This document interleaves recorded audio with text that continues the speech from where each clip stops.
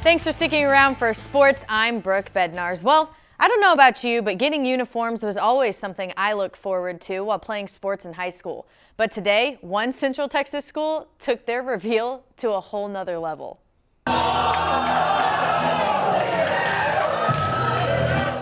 That's right. Today, former Copperas Cove football players who have gone to play at the next level came out sporting the Bulldogs' new uniform combinations.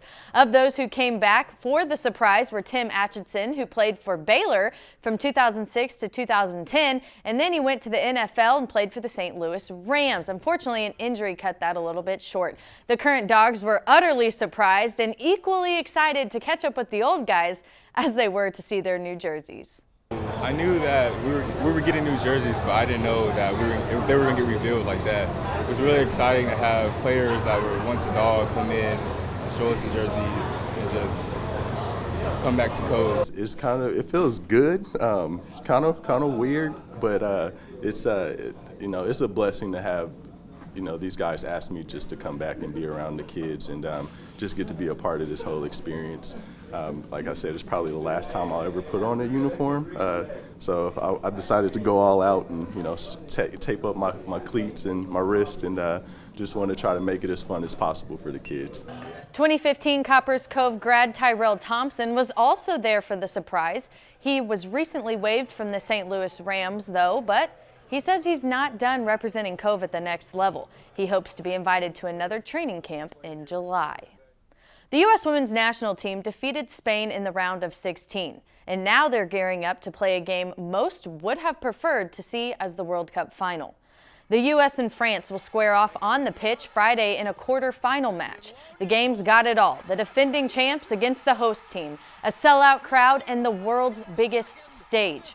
This is the round where the French were knocked out last World Cup, so they know they have something to prove and are ready for the biggest test, the U.S. But head coach Jill Ellis says her team is wired to handle this type of pressure and has what it takes to keep the U.S. on top. The U.S. team lives in pressure. When you're young and you come into this program, there's always a target on your back. So it's almost a place where we live regularly.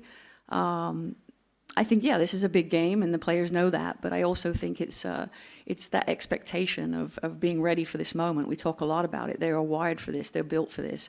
You don't come into the U.S. program and hide in the shadows. You come in and you're in the spotlight right away. So I think some teams will visit pressure, but I think we live there a lot, and I think that's part of the pride and the history of this program that's brought us to this point.